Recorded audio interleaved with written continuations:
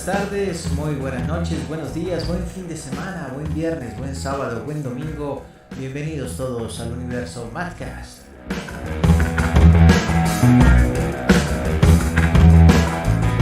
Bienvenidos a este miércoles en donde nos encontramos con toda la actualidad política, la mejor opinión, aquí en Punto de Mira. Si usted va caminando por la calle, está en un parque, está cenando, está sentado en su casa, de pronto viendo algo de Netflix y siente que alguien lo observa, que hay un punto o tal vez una mirilla láser sobre usted. Usted tiene toda la razón, usted está en el punto de mira.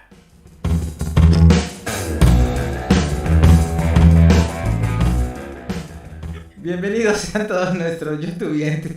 Yo tratando de hacer serio aquí las cosas y no se puede, ok. No se puede. Bueno, bienvenidos a todos. Gracias por su compañía, por permitirnos entrar en sus hogares, en sus bolsillos, en sus teléfonos. Le doy la bienvenida, como todos los miércoles, aquí a Punto de Mira, a nuestro queridísimo Highlander de Madcast, nuestro queridísimo Álvaro de Jesús Forero. ¿Cómo estás, Álvaro? ¿Cómo te va? Bueno, como siempre, les respondo a todos ustedes súper bien, mejor imposible. Me Estamos alegra. listos frente a la mira para iniciar con este programa de hoy. Atrás, ¿no? Me trae Porque si frente es que... atrás de la mira, sí. Atrás, Es que me exacto. van a disparar, claro. Eso sí, entonces toca atrás, sí. Estamos listos pues para iniciar con un tema que les va a gustar mucho, va a ser muy instructivo especialmente, porque hoy tenemos una invitada muy especial. Se Pero llama antes déjeme Ángela. decirle que te veo más joven hoy, Álvaro. Es que yo tengo ese problema, yo rejuvenezco. Sí. Jamás envejezco. Benjamin Button Problem, ¿no? Era el... Sí. Sí, ok. Sí. Muy bien. Bueno, ahora sí, estamos todos muy emocionados porque tenemos una super invitada, así que Álvaro, por favor, haz los maravillosos honores. Yo estoy encantado aquí. Bien. Tenemos como invitada especial hoy a una médico veterinaria colombiana, residente en Noruega. Es además geóloga, tiene un máster en petróleos y allá Ángela se va a presentar. Ya ella pues... Tiene otro título que no dijiste. ¿Cuál me faltó? Te faltó uno. Ingeniería agroindustrial. Otro. Ah, Falta otro ahí. Que es tu hija. ella está en... Claro. Es que... ¿Se acordó? ¿Se acordó? Aparte de eso, claro, es mi hija. Sí. Entonces, pues, es un orgullo muy grande tenerla aquí en este programa, pues, especialmente por todas las cosas que nos va a enseñar, a transmitir acerca de los terremotos. Porque el tema de hoy es un tema delicado, triste también. Vamos a hablar de Turquía y de Siria, de los terremotos que recientemente sucedieron en ese país. En la frontera entre Siria y Turquía, que ya ha cobrado más o menos hasta el día de ayer, sobrepasaban los 35.000 muertos, y creo que faltan muchísimos más. Pero es el punto en que han abierto fosas comunes, porque ya es muy difícil aguardar, digamos, que haya esperar personas que puedan venir a reconocer los fallecidos por todo ese tema sanitario. Ayer escuchaba un señor que hablaba de su familia, decía que eran más de 40 los desaparecidos de su familia, y señalaba un edificio que tenía enfrente, donde acababa de pasar unos momentos antes, había logrado sacar a su mamá y a su tío muertos, y decía que de su familia ahí nomás en ese lugar habían más de 20 personas. Entonces no es un problema pequeño, es una tragedia muy grande para el mundo, para ese pueblo. Y creo que hoy vamos con Ángela, desde su profesión como geóloga, a entender qué fue lo que sucedió allá, por qué fue tan fuerte por qué causó tantos destrozos y cómo se produce un terremoto. Ese y otros más, pero básicamente el terremoto en Turquía le afectó así. Estamos hablando de la falla de Anatolia. Entonces, sí, Ignacio. Bueno, pues sí, es un tema muy complicado, un tema que pues imposible no abordar desde cierta nostalgia, ¿no? Y tristeza. Nunca es agradable hablar sobre este tipo de tragedias por el dolor que producen. Sin embargo, hay cosas lindísimas dentro de las noticias que he tenido la oportunidad de recopilar por el oficio. Encontré una lindísima, pues es durísima también, de un padre que abrazó a su hijo durante el terremoto y el padre murió, pero el niño de 2 años está vivo. Entonces, cuando uno ve ese tipo de cosas, dice, capaz tenemos todavía una esperanza nosotros los seres humanos, capaz.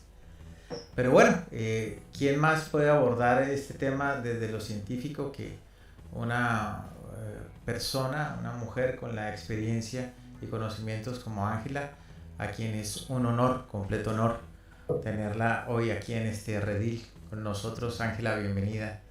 ¿Cómo estás? El honor es mío. Muy bien. Esperando para las preguntas, para que hablemos sobre el tema.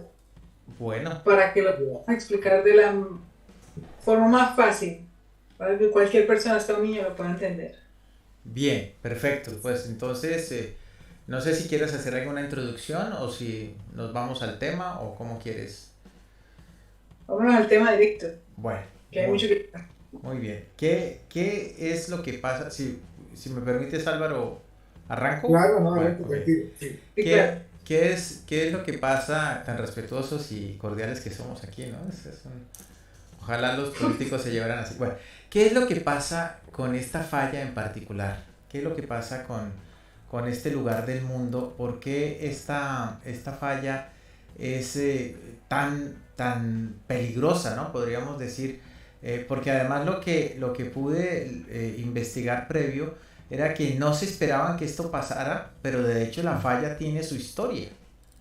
Se sabe que existe esta falla y que es tremenda. Entonces, ¿qué pasó ahí? Bueno, si puedo dar mi opinión. Mi opinión. Claro. Es que no se sabía, porque se sabe sobre la falla de Anatolia, sino que no se puede predecir tan fácil. Okay. ¿Por qué? Porque los mecanismos que hay para predecir terremotos hasta hoy en día son muy precarios. Son muy, por así decirlo, ineficientes. Ineficientes por el rango de tiempo desde que se registran las vibraciones hasta que se puede anunciar. Ese es el problema. Porque si lo pudieran anunciar 1 hora antes, media hora antes, inclusive al menos 5 minutos antes. 5 minutos antes, imagínate, con 5 minutos tú te tiras por la ventana. Algo haces. Sí. Pero por ejemplo, por eso digo que no es que no se sabía, porque se sabe. Y se sabe, además también, que la falla de Anatolia, que está en la placa continental tectónica de Anatolia, es una de las placas continentales placa tectónica más pequeña, que se llaman microplacas, porque son placas en el mundo, tenemos placas tectónicas de diferentes tamaños, pero por ejemplo la de Anatolia, la de Turquía, es de las más pequeñas, y esa produce terremotos como la de Ecuador y la de México.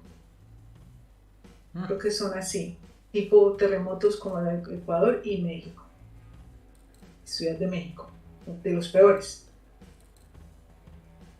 Claro, claro. Cuando hablamos de earthquake, de terremotos, ¿no? Sí, sí. Entonces, no es que no se sepa, es que no hay medidas para prevenir. Eso es otra cosa. Porque aparte de eso, todos los minisismos y sismos que hubieron antes, porque estamos hablando de este terremoto en específico. Y los terremotos que hubieron también antes, creo que fue en el 2000, ¿qué era eso? ¿El 2016? ¿2011? No me acuerdo bien el dato. Pero hubieron también terremotos muy fuertes en Turquía, si ya hablamos solo de Turquía, como en Izmir, que desbarató Izmir. Izmir es la parte medial de Turquía, hacia el mar de Mármara, el mar Egeo, Mármara, es ya Mármara, Izmir. Y también desbarató Izmir igualito que ahorita, y fue en menor rango, fueron 6.8, algo así, mucho menos. Entonces el dato de no sé es para también no crear responsabilidad por parte de gobiernos, obviamente. Claro. Sí puedo de eso. Porque, y es mi punto de vista, porque además también lo que sé es que en Turquía, al menos lo que es Estambul, siendo la capital, la ciudad más importante, y que también está, y que esa está por encima o al norte de la falla norte de Anatolia, porque Turquía las tiene por todo el norte, la atraviesa todo el norte y la atraviesa todo el sur. Ahí la frontera está cortada con la placa tectónica, con las fallas principales de la pequeña placa de Anatolia. Entonces es un lugar muy sísmico, tectónicamente hablando, muy activo. Aparte que son tierras muy porosas. Son como, no sé si ustedes se han comido suspiritos, se llaman en Colombia, los suspiritos. Sí. Esos dulces que son de azúcar y clara de huevo. Clara de huevo batida con azúcar, sí. Exacto. Haz de cuenta, para explicarlo así, como dije que iba a explicar como si para que lo entendieran los niños, es algo así parecido. Es como si la litosfera, la tierra de aquí para abajo, allá, fueran suspiritos. Súper frágil. Entonces no todo, exacto, son muchos aspectos, no solo es que es tectónicamente activo, es también que hay cosas que se hacen en la superficie de la Tierra que ayudan a eso. Como un ejemplo, y que no se habla de eso, las aguas subterráneas, siendo que es tan poroso, cuando le quitas las aguas subterráneas lo vuelves más susceptible. Claro, por supuesto. Más frágil, por así decirlo. Cuando rompes la tierra, cuando haces minería, cuando haces detonaciones de bombas, cuando haces muchas cosas que no deberías hacer para acelerar el desastre natural, los desastres naturales, o sea, para acelerar que la tierra se acomode, para acelerar que la tierra responda a cosas. Porque en edad de desastres geológicos o desastres naturales son muy largos los años, son millones de años para que las cosas se muevan como se están moviendo hoy en día. Por ejemplo, las placas tectónicas en el mundo, que es la tierra donde pisamos, por así decirlo, se desplaza, se mueve en continuo. Y por ejemplo, que los continentes más o menos se separan que 1 centímetro o algo así por año, eso no es mucho. Pero a gran escala, eso es algo, ¿no? Y eso es lo que podemos medir en superficie. Ahí abajo no sabemos, no es que se pueda saber mucho. Imagínate, ese terremoto fue ¿a cuánto? ¿17 kilómetros? 18, sí. 18 kilómetros sí. Abajo. Sí. Supuestamente, ese es un rango por medición de geofísica y sismología. 18 kilómetros abajo, eso es mucho. Y 18 kilómetros abajo, para que llegue una ondita y se registre y puedan decir, oh, va a haber un terremoto, ni han menos mencionado va a haber un terremoto que ya está temblando. Va muy rápido. Entonces el problema es el poder prevenir. El problema no es que se mueva la Tierra se está moviendo en constante, es algo que es dinámico, como todos nosotros y como todo lo que es la biología, todo es dinámico. El problema es que las ciudades las ponen justo en sitios de riesgo. No es que las pongan, sino que se forman, ¿no? Eso es como algo que por años y años de años es inevitable. La gente las desarrolla en esas zonas porque por muchas razones. Sobre todo económicamente hablando. Entonces, si las ciudades las desarrollan en esas zonas donde hay más riesgo, pues el cobro de vidas va a ser más alto. Claro. Y que yo sepa, abajo donde hubo el epicentro, donde hubo un gran daño, son ciudades muy pobladas, como 10 millones de personas tiene esa ciudad. En menos de 20, 30 años creció hasta los 10 millones de personas en la ciudad más afectada. Pues, sí, hay una densidad demográfica también como hecha para el desastre. Sí. Exacto. Entonces, y para colmo, la construcción de los edificios, que son lo que te digo, galleticas, son como galletas, ¿viste cómo se derrumban? No que de fácil, pero sí cómo se desmoronan, porque no caen en bloques enteros, cayeron como polvo, sí. La mayoría. Y eso quiere decir que, como hablaba, ¿por qué? Porque en las ciudades tú construyes con lo que hay alrededor. Tú no vas a traer material del norte para construir al sur. Tú construyes con lo que tienes ahí. ¿Y qué tienes? Puro material poroso. Son puras cascaritas de huevo. Y con eso construyen allá. Para colmo, tú sabes, ¿no? Cómo construyen. Sí, no, ¿Barato? Sí, las regulaciones se las pasan. Obvio. Sí, eso no, claro. Y hay una cosa que en construcción es, ¿cómo se dice? Como la resistencia no sé cómo se le llama, la resistencia del edificio, no sé cómo se le dice en español, si el edificio hay que demolerlo o no. Y la mayoría de edificios en lo que es Turquía, Europa del Este, todos esos la mayoría de los edificios están en rojo. Claro. Por ejemplo, en Rumania, que yo sepa, tienen los edificios afuera un círculo rojo. O sea, viva acá bajo su propio riesgo. Sí. Exacto, Sí. Exacto, es su propia responsabilidad.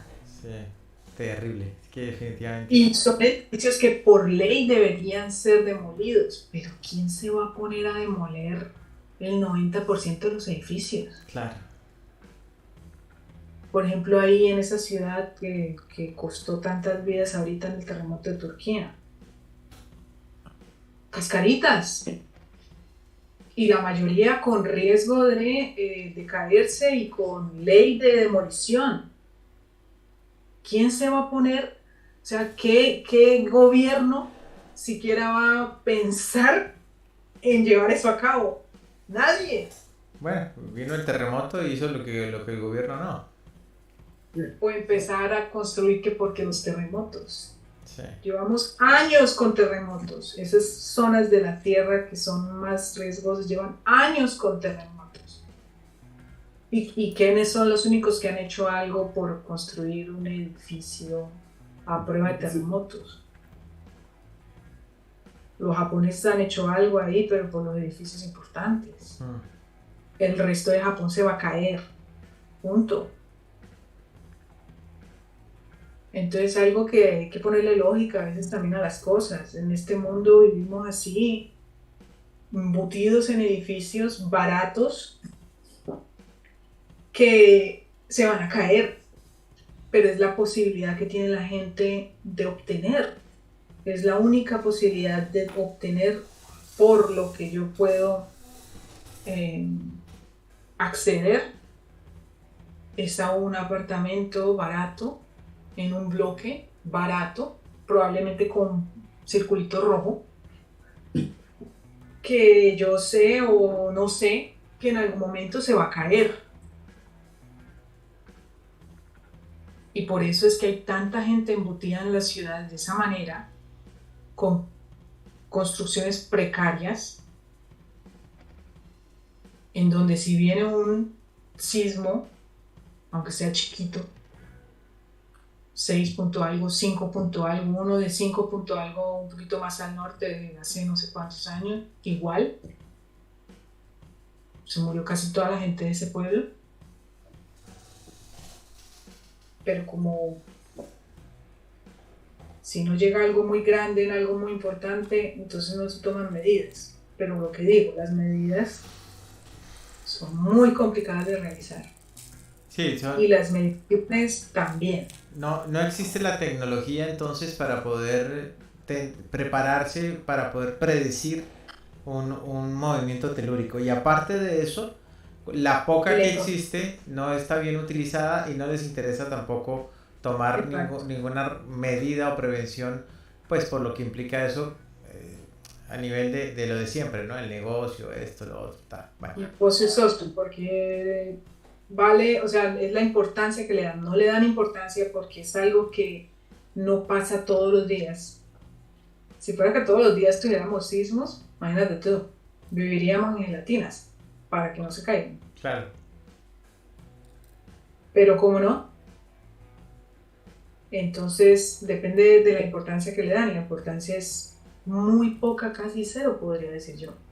Por ejemplo, que yo sepa, en Turquía, en Estambul, eso le voy a decir, no lo dije, en Estambul, el sistema de prevención de sismología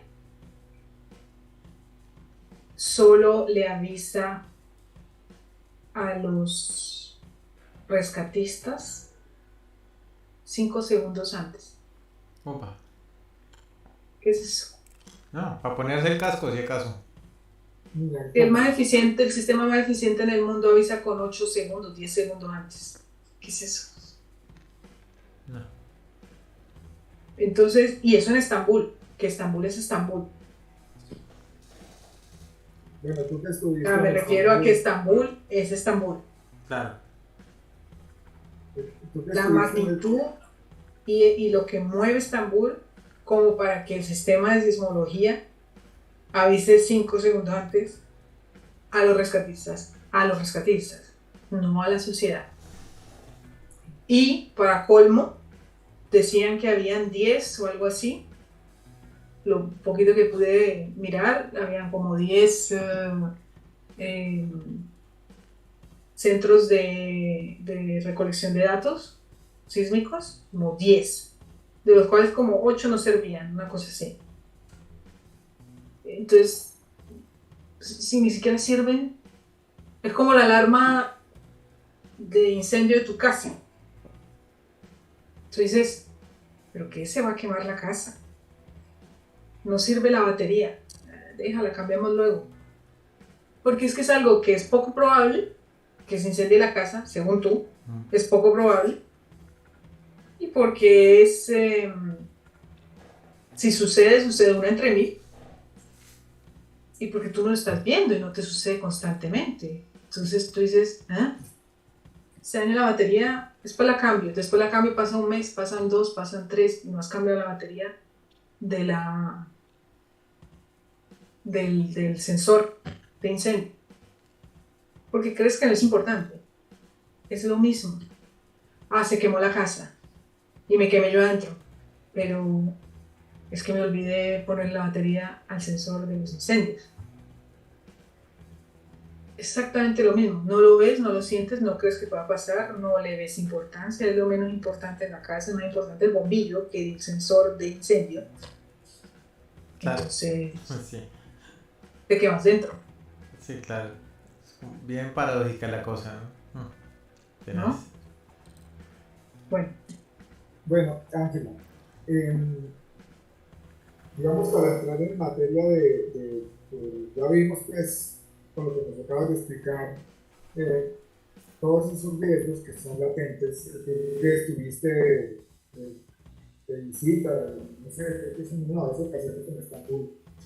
Eh, sí, sí, creo que hay una falla frente a Estambul, en el Mar Negro. sí, Si llegara a activar un terremoto de esa falla que afectara, entre otras cosas, esa falla está en el mar, tendríamos un tsunami. no, ¿No alcanza? no. ¿Por qué? Porque está muy cerca.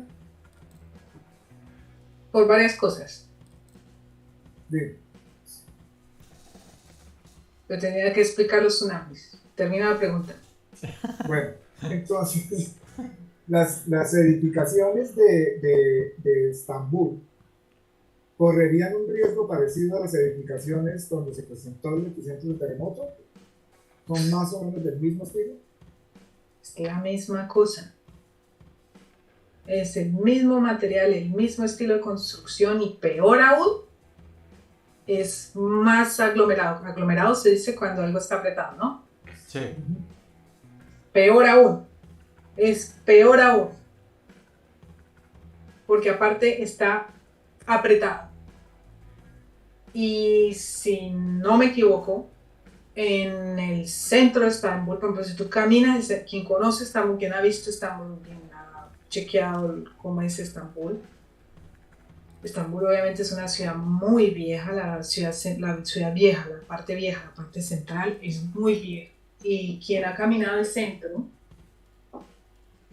sabe que las calles están como, ¿cuánto? ¿3 metros tienen las calles? Claro. Cabe un carro.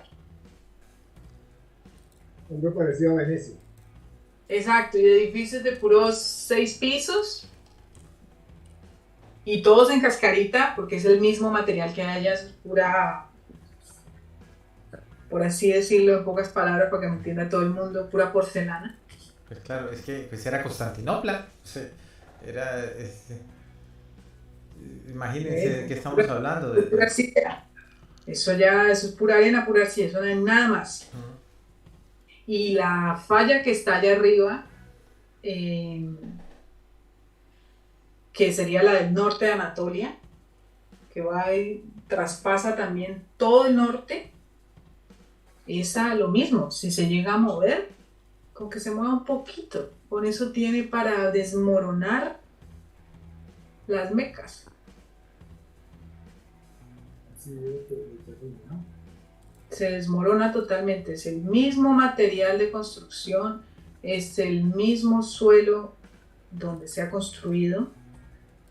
Es peor aún porque Estambul tiene, o sea, es una mega ciudad. El peso que tiene, Claro.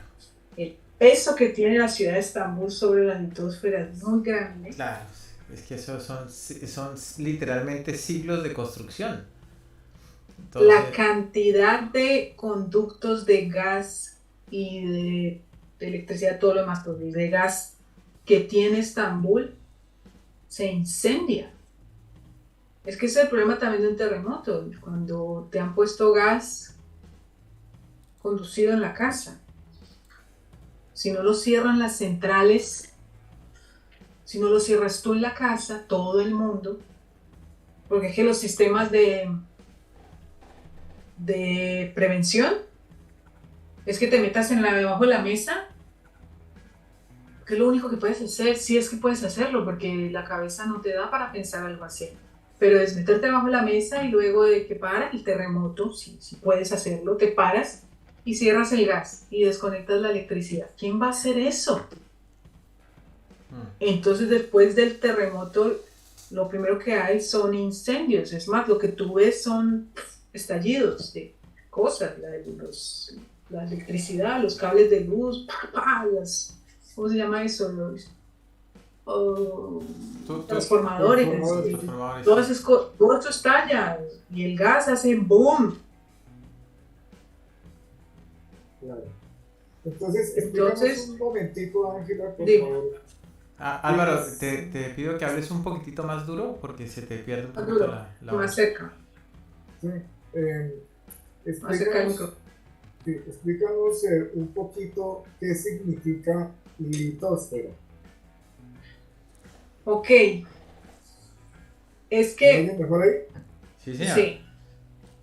Si podemos entender el planeta entero, la bola entera, desde adentro hacia afuera hay unas capas de unos materiales en unas temperaturas y en unas condiciones de presión, bla, bla.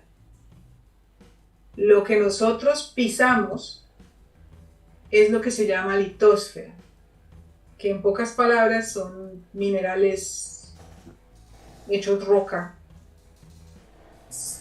fríos, que se ponen en el borde de la Tierra, en la parte de afuera de la Tierra, que se han enfriado por las corrientes de convección que hay de los materiales que son hierro, el centro que es níquel y después hierro fundido y bla, bla, bla, otros materiales que están incandescentes que crean corrientes de convección. Entonces hay materiales que llegan a la superficie y se enfrían. Así se dice en la teoría, se enfrían. Entonces es como que nosotros vivimos o pisamos la cascarita de huevo, la cáscara del huevo. Y el huevo adentro es el resto de materiales que hay, calientes. Y nosotros pisamos en la cáscara del huevo. Es algo muy delgado a gran escala. Para nosotros está suficientemente bien, pero para gran escala es muy delgado. Esa es la litosfera. La litosfera viene de la esfera de la Tierra y litos de la Tierra. Entonces es la capa de tierra, por así decirlo, en la que nosotros pisamos. Esa se forma en el océano, por así decirlo, en las... ¿cómo se llama? Se me fue el nombre. En el Atlántico. Se forma la litosfera en constante. Entonces, al formarse, hay movimientos de extensión. Y en algún lado tiene que morir. O sea, aquí nace, constantemente saliendo como en un volcán, como donde un volcán sale lava y la lava se seca y se vuelve dura. Es lo mismo allá abajo, en el Atlántico, sale y se seca. Y como sigue saliendo, entonces empuja. Y empuja en distensión. Entonces, como distiende en el Atlántico, en algún lado tiene que venir la conversión. Tiene que encontrarse y morir esa rocadura. Y eso pasa en el Pacífico, en pocas palabras. En pocas palabras, muere en la cordillera de los Andes, por eso la cordillera de los Andes, porque la litosfera que viene, golpea, pega y se hunde. Y al hundirse se derrite de nuevo y forma los volcanes. La gran cadena de volcanes que tenemos nosotros en la Tierra y montañosa, que es la cordillera de los Andes, como un ejemplo, ¿no? En pocas palabras. Eso es la litosfera que conocemos nosotros. Sí, me está hablando.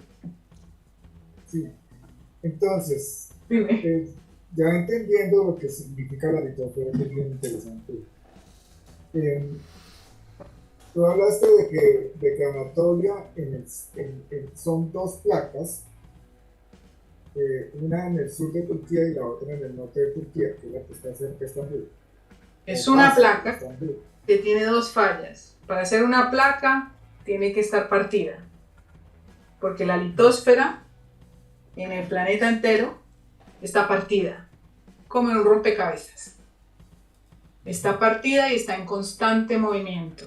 Y eso se le llama la deriva de placas. O sea, están a la deriva, como el barco a la deriva. Así están las placas a la deriva, nadando en un mar de fuego. O sea, la lava, por así decirlo, que no sería la lava, sería el magma. Están las placas a la deriva, o sea, sin rumbo fijo, sino como la lleve la corriente. Eso es un barco a la deriva, ¿no? Como lo lleva la corriente. Así están las placas partidas, obviamente, porque son materiales duros, nadando en el mar del magma. Entonces, con las corrientes de convección, o sea, calor-frío, están en constante movimiento en la superficie. Entonces se ha quebrado por algunas zonas. Dependiendo de dónde encuentra un punto débil, se quiebra y la placa tectónica de Anatolia es una de ellas. Es uno de los pedacitos del rompecabezas, por así explicarlo. Y entonces lo nombran como la falla de Anatolia. La falla es el rompimiento, eso es una falla. Entonces la placa tectónica es Anatolia y la falla es la falla del norte de Anatolia y la falla del sur, o sea, los puntos de quiebre, por así decirlo. Dime. Entonces, donde sucedió el terremoto de ahora es, digamos, una parte de esa falla, como nos estás hablando, de una placa en movimiento quebrada. Esa parte, cuando tú dijiste la pequeña placa de Anatolia, es más pequeña que la otra, esa parte. Esa parte es una placa muy pequeña porque ella está en, ¿cómo se llama eso?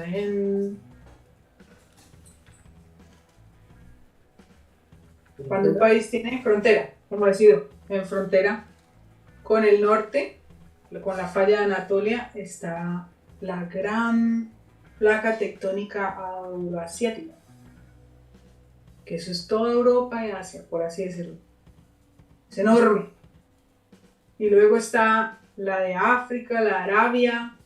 Es un pedacito chiquito que está siendo apretado y movido de las demás, que son más fuertes. Por eso si se mueve la placa tectónica de África entera, nadie lo va a sentir. Pero sí va a empujar a la de Anatolia y ahí sí lo van a sentir. Ajá. Por diferencia de tamaños, por así decirlo, en pocas palabras explicando. Claro. ¿No? Claro, sí. Ahí vamos entendiendo muy bien la cosa, ¿no, Álvaro? Sí. Pero entiende mi pregunta. O sea, sí, es una placa muy chiquita. Pero los movimientos... que sufre la presión de las otras placas y por eso entonces es complicada, digámoslo así, tiene más probabilidades de convertirse en tragedia. Es que como les expliqué, las placas están rotas, ¿no? En ciencia, cuando tú rompes algo, con este no, porque este no, con un dedo, se rompe en 3 direcciones. Cuando rompes algo, se rompe en 3 direcciones. Tienes un punto fijo y siempre hay 3 direcciones de rompimiento. Igualito le pasa a las placas tectónicas. Esto es un punto de calor. Es como, por así decirlo, un volcán enorme, porque lo que nosotros conocemos son volcanes pequeños. son ya lo que llega a la superficie de la Tierra, eso en tamaño eso no es nada. Pero abajo, en las bases de las placas tectónicas, los rompimientos son muy grandes. Pero eso pues no se ve como se ve en la superficie, porque en la superficie hay otras cosas que generan que nosotros veamos, oh, lo tan bonito que se ve como explota un volcán. No, ahí abajo no están así, algunos. Pero ¿por qué explico esto? Porque yo hablé del nacimiento de la litosfera, el nacimiento de la Tierra donde vivimos, en el Mar Rojo. Es un pedacito de esto. Es un rift. Rift significa que que hay esto, sale, rompe el material y luego lo empieza a abrir. Ya. Es el Mar Muerto. Y lo abre en distensión y mueve a la placa arábica. Y ella es la que colinda o tiene contacto con la de Anatolia. Y eso es un rift que está en constante crecimiento, como el rift de África también. Lo que ustedes conocen como el Gran Río del Nilo. El Gran Río del Nilo existe porque hay una falla enormemente larga por toda África. Entonces crea una depresión y por ahí va el río hasta que llega al norte. Tremendo está. Esto está mejor que en National Geographic, Álvaro. Ese es mi estilo, ¿no? De explicar. Yo no sé quién me está escuchando ni quién me está viendo, pero yo espero nada más que son las personas que no entienden qué es lo que sucede, por qué hay un terremoto de semejante magnitud. Te aseguro que sí están prestando atención. Saludamos a Leonardo y Alejandro que nos saludan desde Colombia. Gracias por esa sintonía. Viva Colombia. Bueno, Ángela, entonces, es que lo interesante de todo esto es que si tú te pones a hablar en unos términos muy científicos, vamos a decir algo muy bonito, pero no entendimos nada. Exacto. La idea es lo que tú estás diciendo, que es todo, ese interrogante no la tenemos los geólogos, perdón, la tenemos los geólogos, los que no somos geólogos, me enredé. Porque le metió la ciencia a la cabeza. Sí. Entonces, ¿cómo, qué dirección? Porque es que yo entiendo que hay unos terremotos que se producen por dos placas que están ejerciendo al frente una presión y de pronto una se desplaza debajo de la otra y produce el movimiento. ¿Qué tipo de desplazamiento o de presión ejerció la placa de Anatolia con el arrastre que nos has explicado para que se produjera el terremoto? ¿Qué tanta dimensión tuvo? Eso fue una cosa que científicamente hablando fue algo muy bonito, pero pues obviamente es un desastre natural, ¿no? Entonces pues de bonito no tiene nada. ¿Por qué es bonito científicamente? Pues científicamente es muy bonito porque es muy limpio, es un movimiento muy limpio, por así decirlo.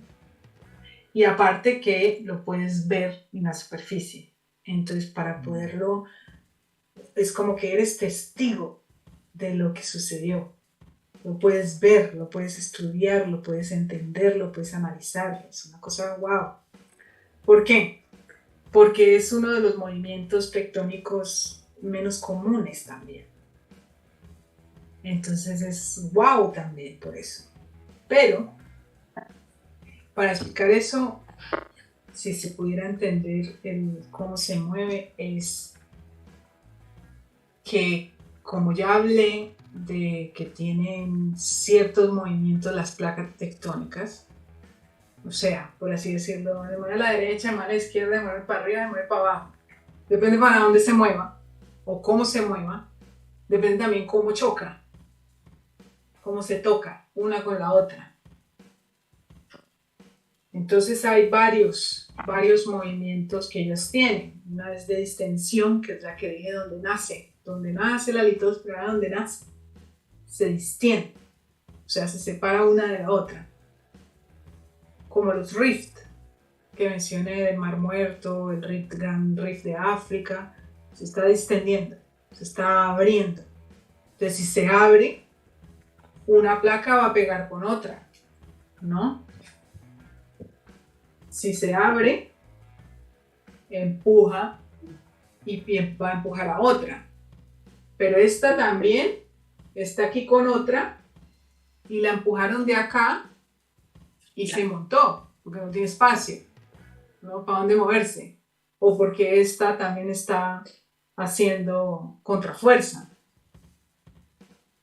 O porque esta es más delgada y la otra es más gruesa, entonces me monto más fácil. O porque soy más delgada, me caigo abajo y la más gruesa me cae encima, ¿no? Son movimientos que tienen las placas tectónicas.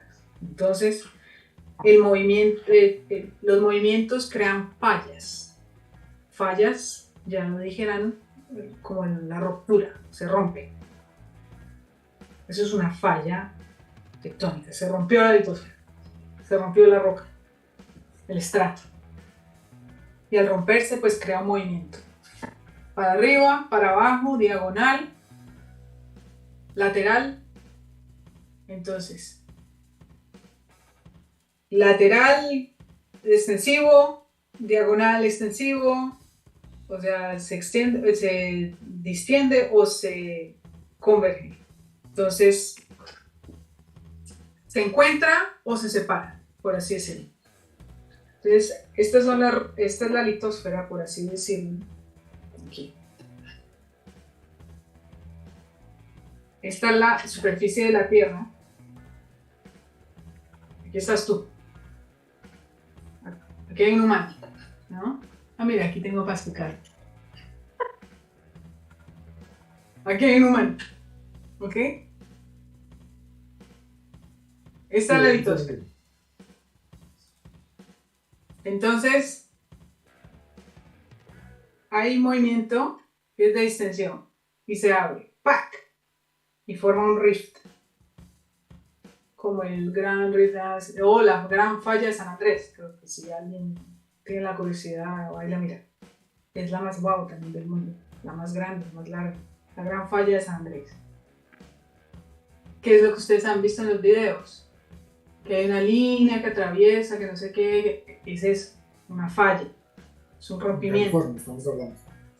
No, estamos hablando de Turquía, la que han visto, si han visto los videos de Turquía, porque hoy en día es tan fácil verlo inmediatamente, antes de que se erode o X o Y, puedes ver los videos de cualquier persona que coja un dron y lo haga. Pero hay videos de dron, hay videos de helicópteros, y eso lo vieron y eso fue inmediato. Entonces son las fallas, lo que se ve. Una, se abre la litosfera y hay una depresión. Se abre así y se distiende. Así y se distiende. O sea, más arriba y más abajo, pero abriéndose. No se están chocando entre ellas. Para allá y no se están chocando entre ellas. Pero están empujando a otro lado, en cualquier otra parte están empujando.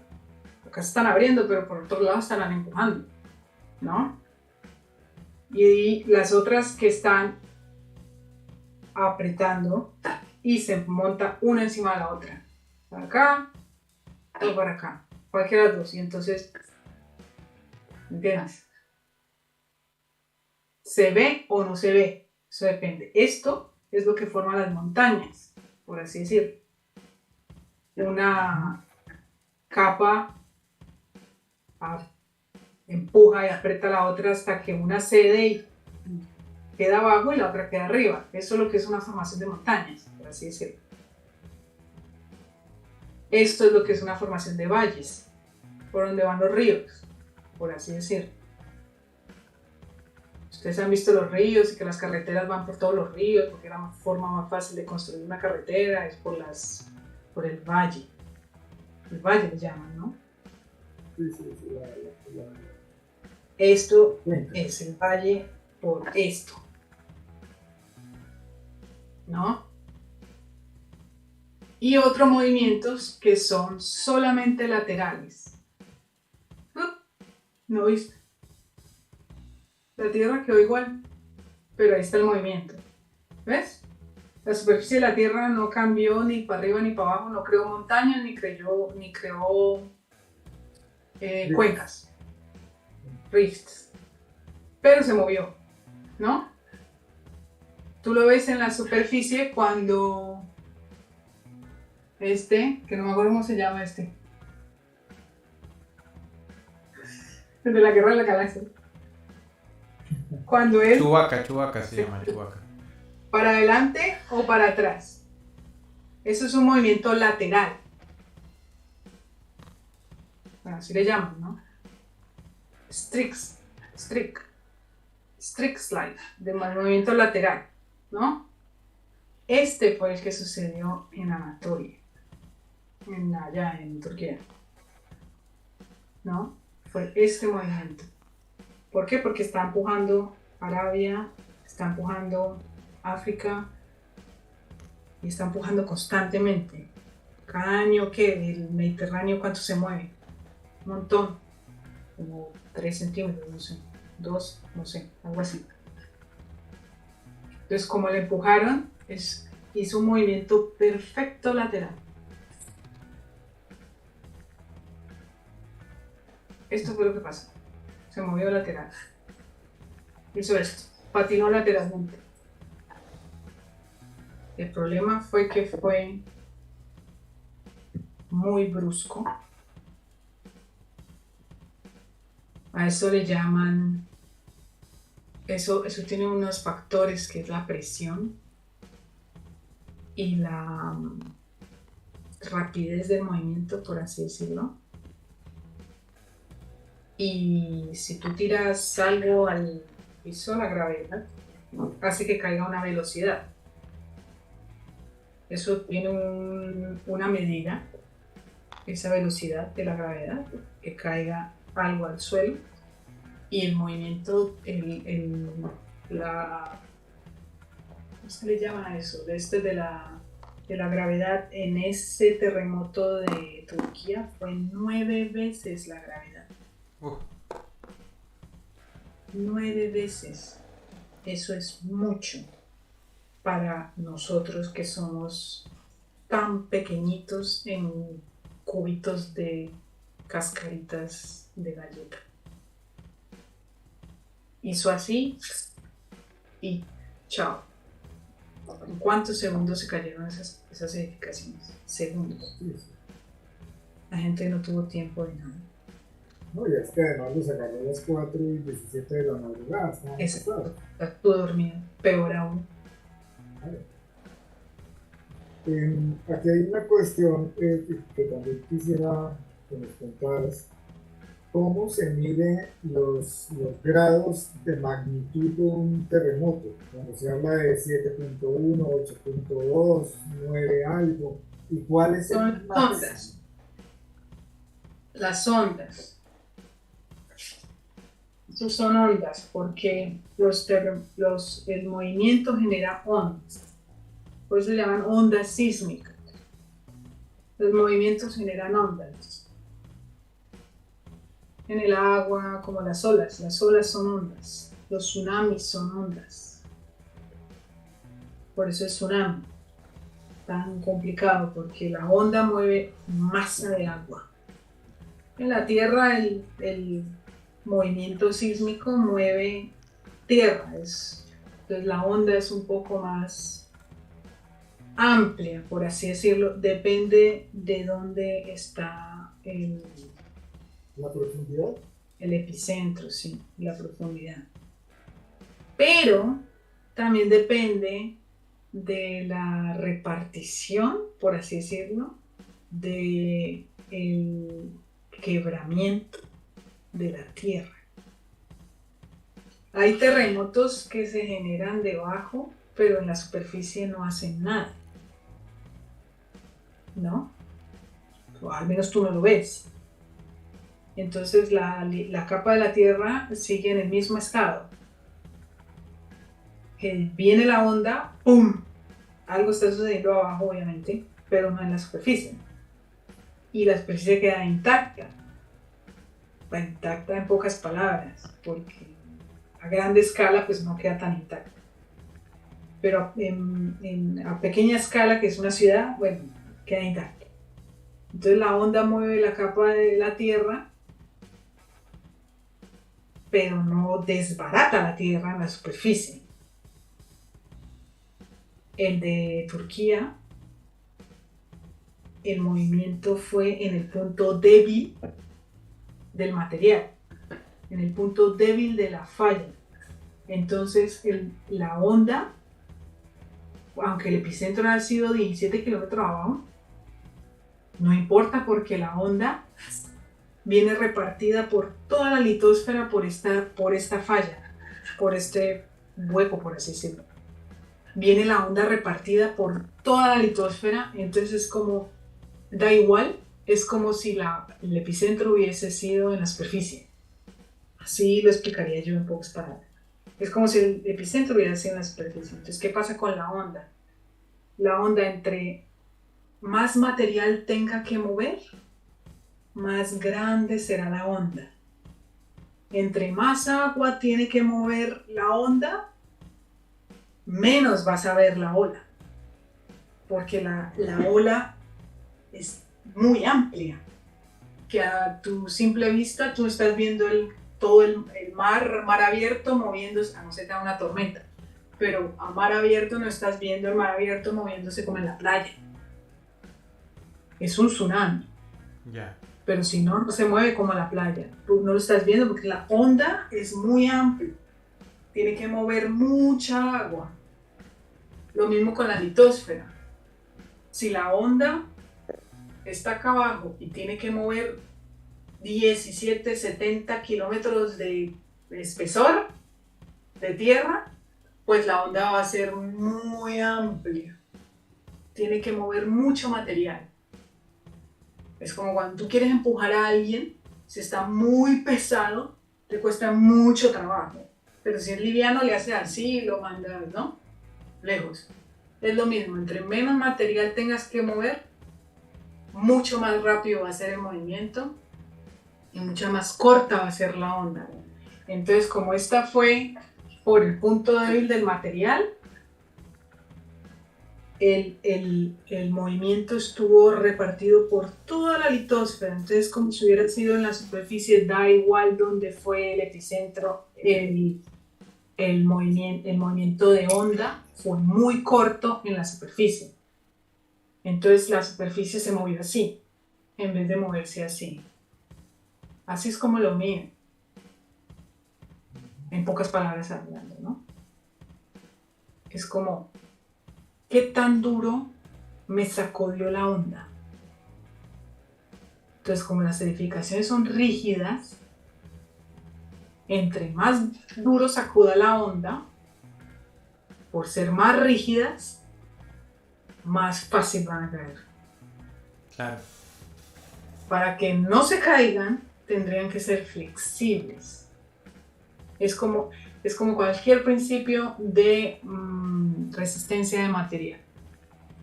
Si tú no haces ejercicio, tus músculos van a estar como rígidos, como no tienen flexina, no tienen elastina, no son flexibles. Si tú no haces estiramientos, tú no eres flexible.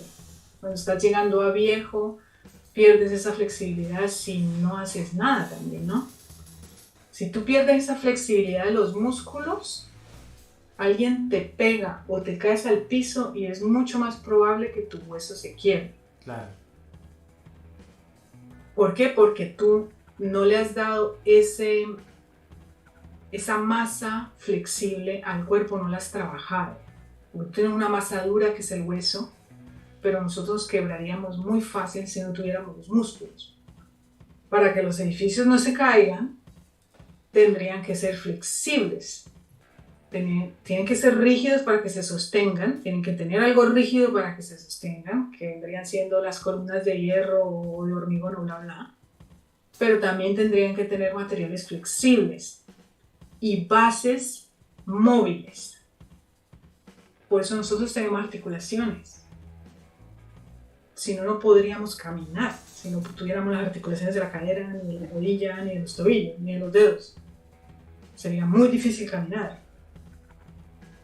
Los edificios lo mismo. Si el edificio no tiene una base flexible, movible y está rígida, la onda lo sacude todo y lo primero que hace es empujar de arriba. Que ahí no hay tutía que valga, como decimos en Colombia. Por eso los edificios a prueba de sísmica en Japón, que muy bonitos los han hecho, sí, tienen eso. Es en pocas palabras explicándoles que tienen materiales flexibles y bases flexibles para que ellos se muevan con la onda. Pero el qué, puedo decir yo, 99.999% de los edificios del planeta son rígidos. Entonces no hay forma, se van a caer. Claro. Entonces, Es ahí donde bueno, miden, así es como miden. Es la onda. ¿Cómo viene la onda? ¿Amplia o más cortica? Entonces, entre más cortica, más check. Se mueve más. Y entre más haga así, peor aún para los materiales rígidos de la superficie. Claro, mayor es la destrucción. Mayor es la destrucción, obviamente.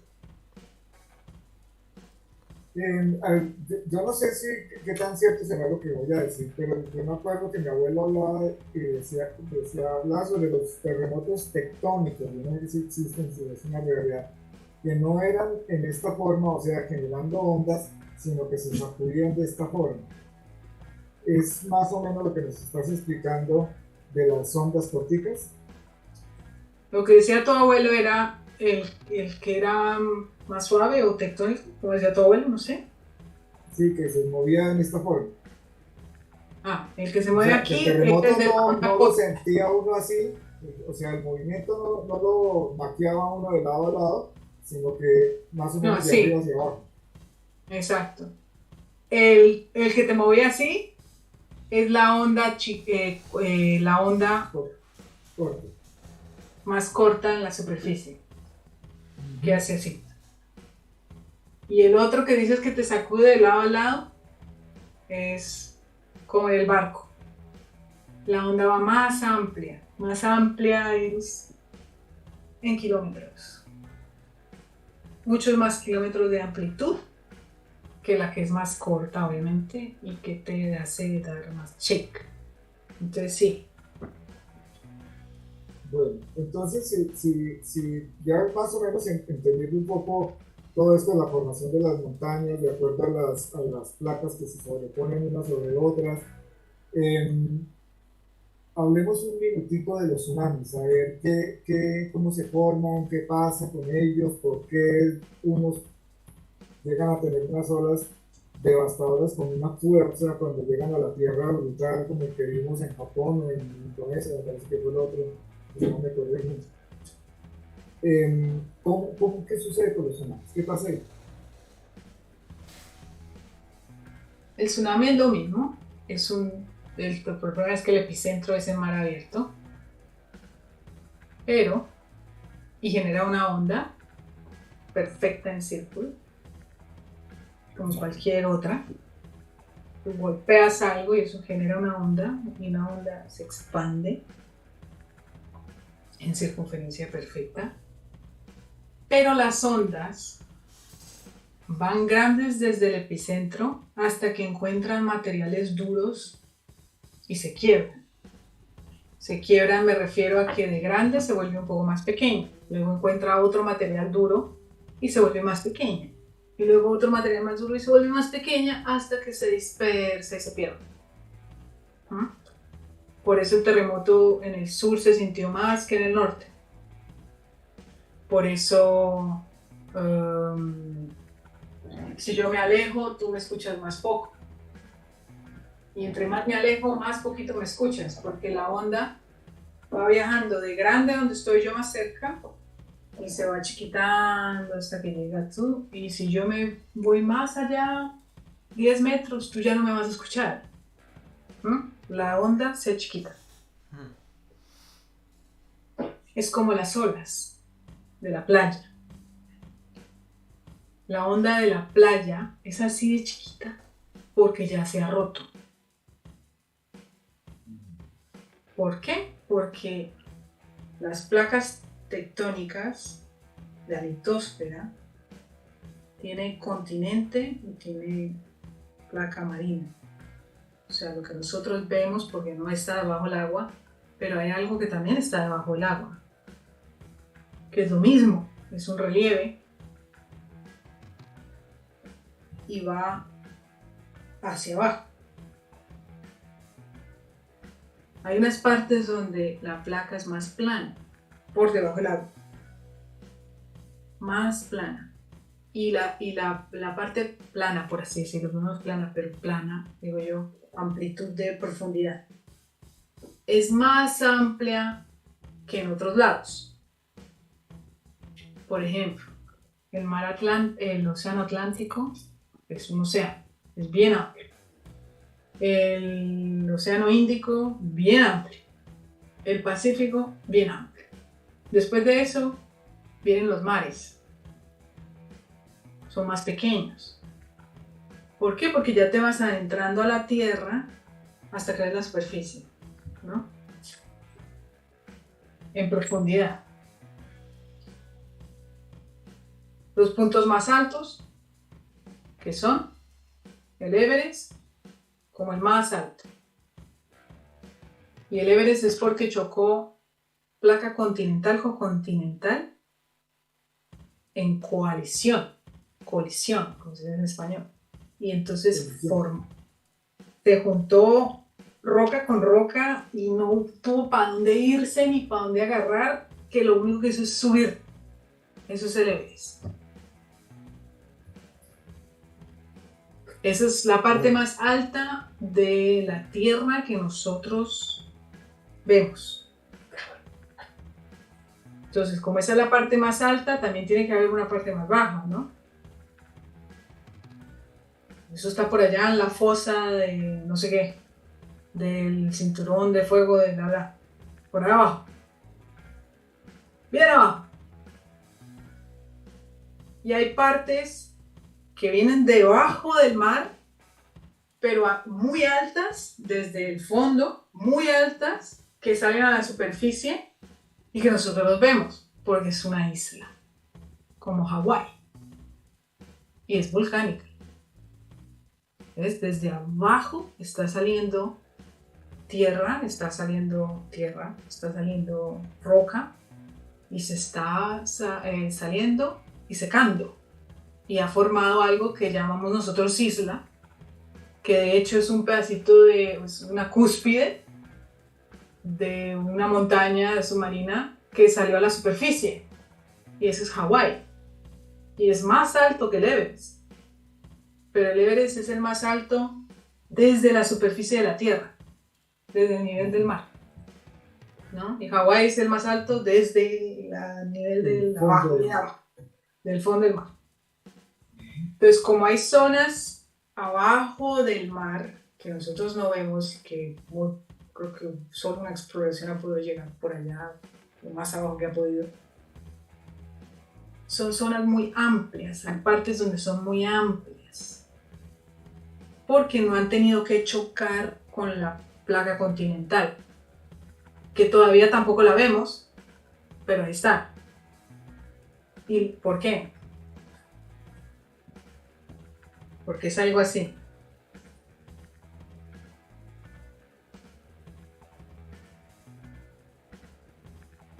Por así explicarlo.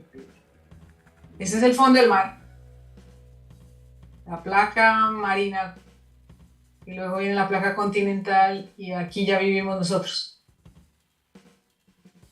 Estas zonas de mar el océano de hecho, unas son muy amplias y cargan mucha agua. El tsunami es que si el terremoto o el sismo se genera por ahí en esas zonas amplias, traen mucha cantidad de agua para formar una onda bien amplia. El problema del tsunami es dónde choca. Hay zonas de la Tierra que son abruptas. Y choca aquí, ¡pum! Y se forma una ola más pequeña. Y luego choca aquí, ¡pum! Y se forma una ola más pequeña. Y luego choca aquí, ¡pum! Y se forma una alita y aquí tú estás en la playa. Y no pasa nada. Porque es una playa tranquila, es Caribe. Y las olas son muy pequeñas. A no ser que empiecen los vientos a traer unas olas más grandes. ¿No?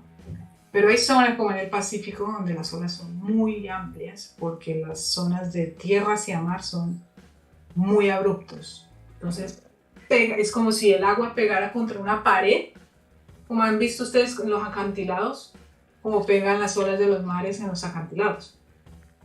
Las olas de los mares, las olas del mar en los acantilados. Pega y rompe. ¿No? Es lo mismo debajo del agua. Debajo del agua también hay tierra muy abrupta donde el mar, una gran masa de agua, golpea. Y hay zonas donde no. El problema para los tsunamis es esas zonas donde no. Porque entonces toda esa gran masa de agua viene completica y golpea ya en la tierra donde vivimos nosotros. O sea, no toda, se va achiquitando, pero no alcanza a achiquitarse lo suficiente. En cambio, porque hay tsunamis, hay varios tamaños, obviamente, ¿no? No todos son así enormes como el de 2011 en Japón, que eso es barato a todo el mundo. ¿No? Hay tsunamis más pequeños, hay tsunamis depende de lo grande es el daño.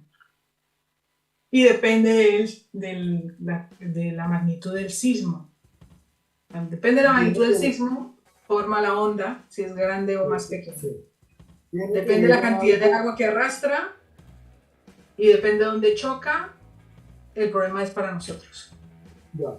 Tiene que ver en algo la distancia del epicentro a la placa continental, algo en la misma magnitud del golpe de la ola. Vamos a suponer que la ola va a formar un tsunami que va a ser desastroso, porque se va a entrar en el continente y lo que agarre por delante se lo lleva. Ahí es más o menos fuerte en la medida en que la distancia del epicentro haya de la Tierra. O sea, si la distancia es mayor del continente y se produce una gran ola, esa ola viene a viajar, se desgasta durante el viaje si es más lejos, o se aumenta recogiendo y recogiendo más agua en el camino hasta que viene a romper en el continente. No, se desgasta. Entre más lejos, más probabilidad de que se choque con varias cosas y que se desgaste. El problema es cuando no choca con varias cosas y viene así amplia. Pero es que a nosotros nos destruye una ola de ¿cuánto? ¿De 30 metros? Una ola de 10 metros es brutal. Pero lo que hicieron eso en el 2011, eso fue como de cuánto, sí, no fue mucho. El problema es cuando entra tierra y empieza a arrastrar. Cuando entra tierra y empieza a arrastrar, ahí es cuando ya... Exacto, porque ya entonces arrastra materiales duros que a nosotros nos mata, nos tritura. Es como, es diferente a lo que pasó en Armero. Es diferente, porque en Armero viene recogiendo material de arriba. O sea que entre más material recoja, abajo va a ser peor. ¿Qué pasó en Armero? El volcán nevado del Ruiz tenía pues es una cadena de volcanes que hay, que se llama el Parque de los Nevados en Colombia, en la cordillera central. El volcán Nevado del Ruiz es un volcán activo, pero tenía mucho tiempo que no hacía erupción, ¿no? Aunque hay movimientos. Él comenzó con un proceso de calentamiento, inclusive nosotros lo notamos sin saber que era una vez que estuvimos allá arriba en el tiempo que ya se alta montaña, y en la nieve sobre la superficie del volcán, en la parte plana, ya en la parte alta, se forman lo que llamamos nosotros en esas regiones los penitentes, que son montículos de nieve uno detrás del otro seguidos, que son el deshielo que ha habido, pero que deja esos montículos y parecen un montón de personas arrodilladas. Eso se le dice los penitentes. El volcán produce una explosión y tiene una capa de hielo muy grande, y aparte de eso la montaña, nosotros estuvimos más o menos como un año después en la cima, después de esa erupción que nos dejaron subir, y la boca que dejó es muy grande, apuntando hacia el Tolima, hacia donde se dirigió. Agarró la cuenca del río Lagunilla y venía todo ese casquete de hielo que se derritió, más toda esa cantidad de montaña que se vino abajo del mismo volcán, y todo lo que fue agarrando a su paso por la cuenca, entre árboles, rocas, y todo eso se convierte como en una trituradora. Cuando llega al Valle de Armero, que es un valle donde se expande, que es donde estaba el pueblo, los que sobrevivieron alcanzan a contar, era de noche, dicen que ellos escucharon un ruido tremendo y de pronto una cosa inmensa, oscura. Oscura es que si hubiera sido de día hubieran visto el tamaño de eso, pero no me imagino qué tamaño podría traer, al punto de que se regó en el valle, ahí se detuvo, pero sepultó una población con 25.000 personas. Eso fue lo que pasó ahí, en Armero. Es un tsunami terrestre, se puede llamar, o algo así. No. Pero es algo que produjo la naturaleza, ¿no? Una fuerza tan grande, y encontró un pueblo allá abajo.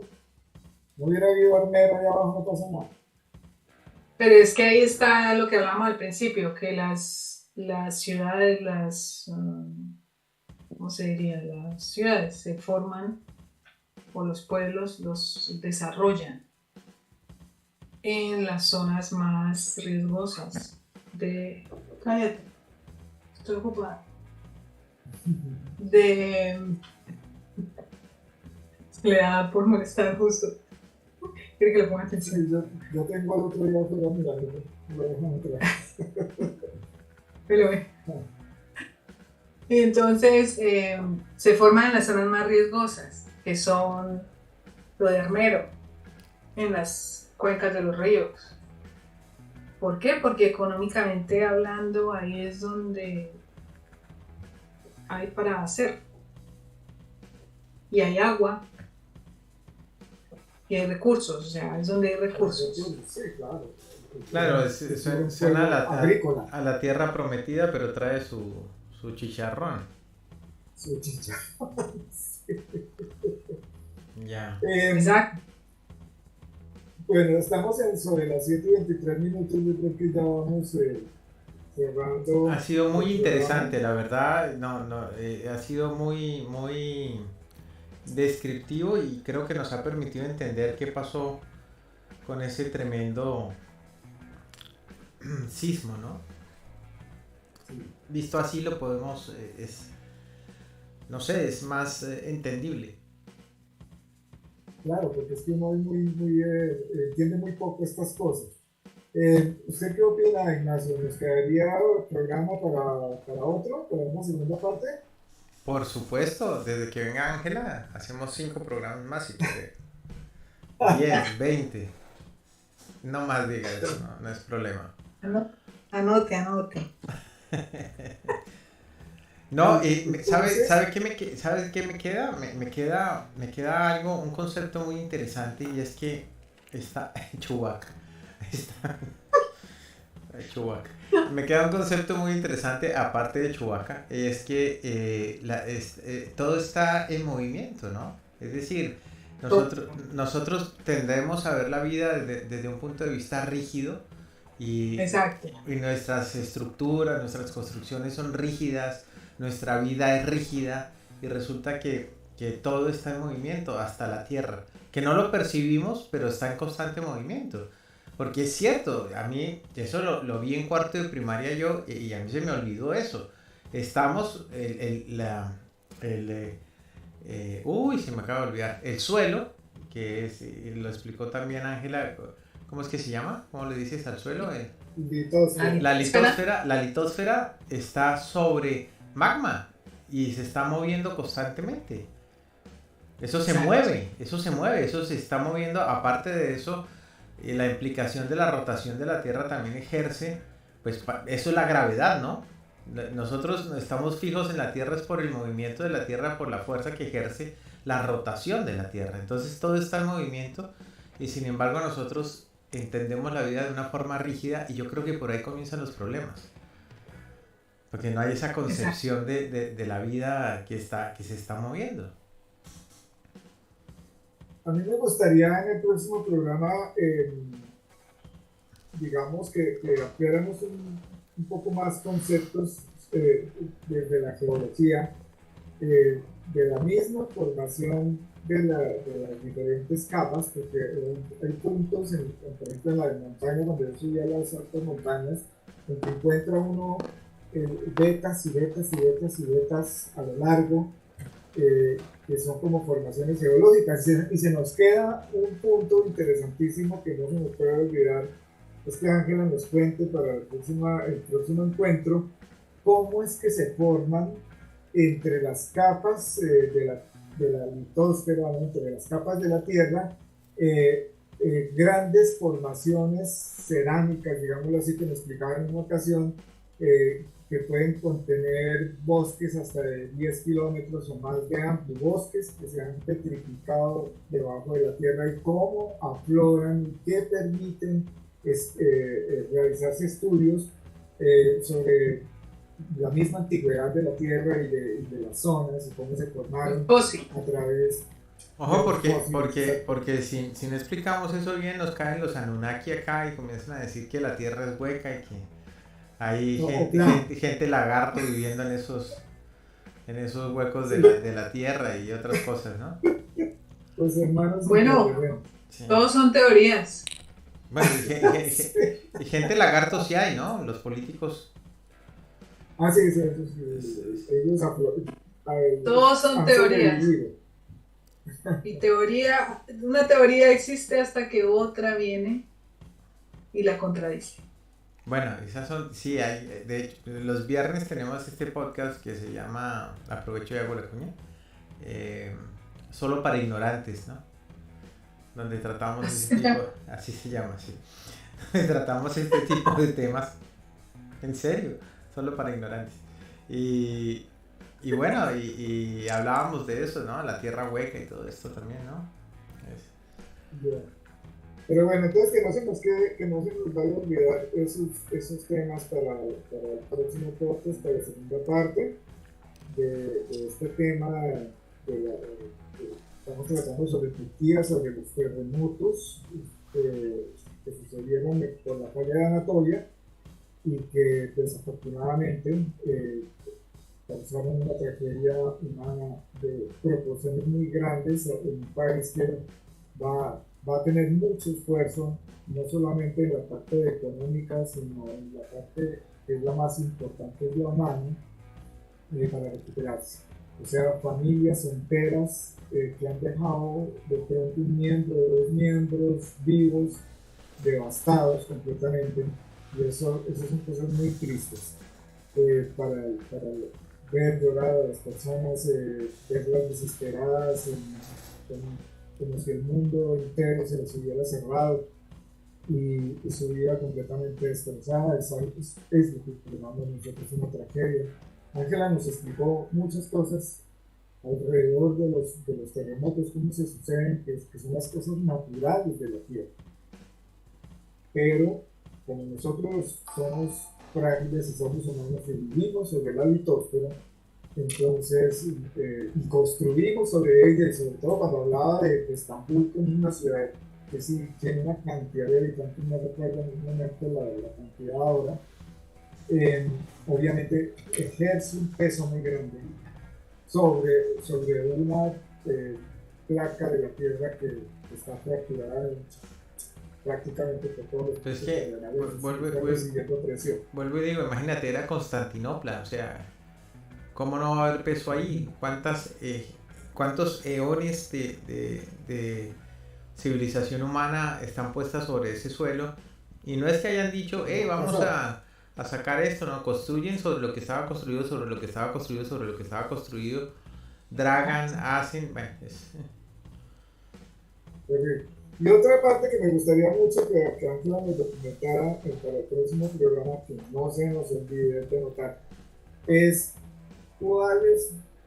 qué fue lo que hicieron los incas en el Cusco para que esas construcciones que ellos realizaron en esa, especialmente en Machu Picchu, no se vinieran abajo por los terremotos. O sea, la forma como encajaron las piedras de las construcciones al punto que las construcciones que levantaron los españoles de ahí para arriba se cayeron en los terremotos y los incas siguen en pie. Eso también merece una mención, digámoslo así, para esta segunda parte, ya alejándonos un poquito de Turquía y yéndonos un poco más hacia todas estas cosas interesantes para en el tercer programa. Entonces vamos a hablar ya sobre la escatología, que era lo que yo le comentaba a Ignacio, que es cuando suceden este tipo de tragedias, ya sea un tsunami, sea un terremoto o sea alguna cosa terrible, huracanes y todas estas cosas, la gente comienza a hacer cábalas generalmente de lo que estaba escrito como las profecías del fin de los tiempos. Entonces vamos a hablar también en otro programa, no en el siguiente, sino en la parte tercera, sobre este tema que es bien interesante, porque vamos a entender qué es una profecía, por qué se produjeron en el tiempo que se produjeron, qué era lo que estaban anunciando y qué parte, digámoslo así, Dios puede tener injerencia en estas cosas o no tener. Entonces, bueno, bastante versátil el tema. Sí. Entonces, ya quería ver, Ignacio. Pico eso, ¿no? ¿Ah? Ya, son mucho satanismo. Sí, Sí, entre más profundo, más no, peligroso. y si hablamos de las construcciones de los incas, aparecerá alguno que nos dirá que fueron hechos por extraterrestres, ¿no? También Claro. Es otra teoría. Es otra teoría, sí. Bueno, sí, Álvaro, decías. ¿Alguien tiene algo más que decir, Ángela, Ignacio, para cerrar? Ángela, ¿qué nos quieres dejar antes de despedirnos? No sé. Bueno, como el tema era del terremoto de Turquía y de los terremotos en sí, yo creo que, y la gente como en general no entiende y no, o sea, entra en pánico. El problema ahí en un terremoto realmente es la gente, porque la gente no está preparada, la gente no está... Hoy en día con el internet es mucho más fácil, entonces yo le haría una invitación a la gente a ser un poquito más consciente de lo que es prevención, y la prevención empieza por cada persona. Yo sé que la gente es diferente y tiene personalidades y formas de reaccionar diferentes, pero en general la gente entra en pánico. Y tú entras en pánico cuando no sabes, no conoces, no sabes qué hacer. Entonces hay mucha gente que no sabe nada de cómo manejar la situación, de qué hacer. Hay gente que no le pone atención para nada a eso porque no es miedosa o porque no le importa o porque nunca le ha sucedido.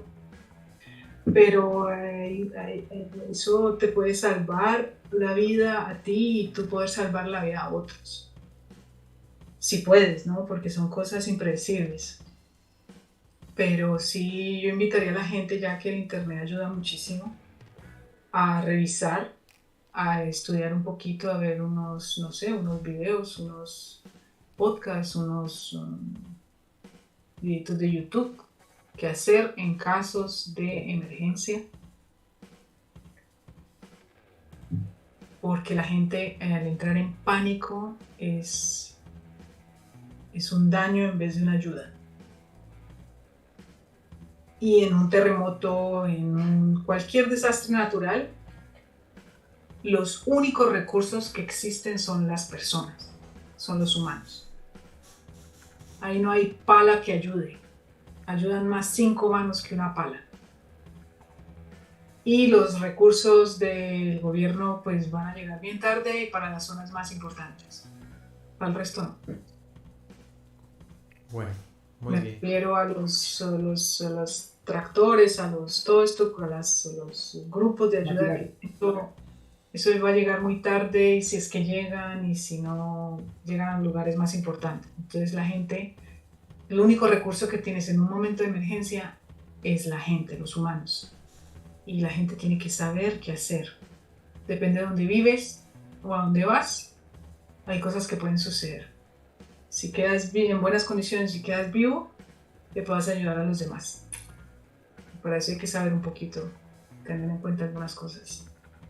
Es solo una invitación a interesarse sobre prevención. Bueno, O pues acción. muy bien, una magnífica recomendación. Álvaro. ¿No? Ya estamos en el tiempo y lo que me queda es invitarlos para dentro de 8 días para esta segunda parte. Creo que va a estar bastante interesante porque vamos a tocar otros tópicos que tienen que ver con el planeta, con nuestro planeta, y que de una u otra forma nos afecta porque en él vivimos. Entonces, quedan cordialmente invitados para el próximo miércoles a la misma hora en el mismo canal. Bueno, muy bien, pues agradeciéndole a Álvaro, por supuesto, y también encantadísimos de haber tenido a Ángela hoy aquí también. Ha sido un verdadero placer y a Dios gracias, placer que se va a repetir. Así que muchísimas gracias. Y bueno, a todos nuestros amigos youtubientes, gracias por estar ahí. Y recuerde, si usted está tranquilamente de pronto dándole de comer a unas palomitas, cuidando a su gato, paseando en bicicleta y siente que alguien lo observa, usted tiene razón, usted está en el punto de mira. Nos vemos la semana entrante.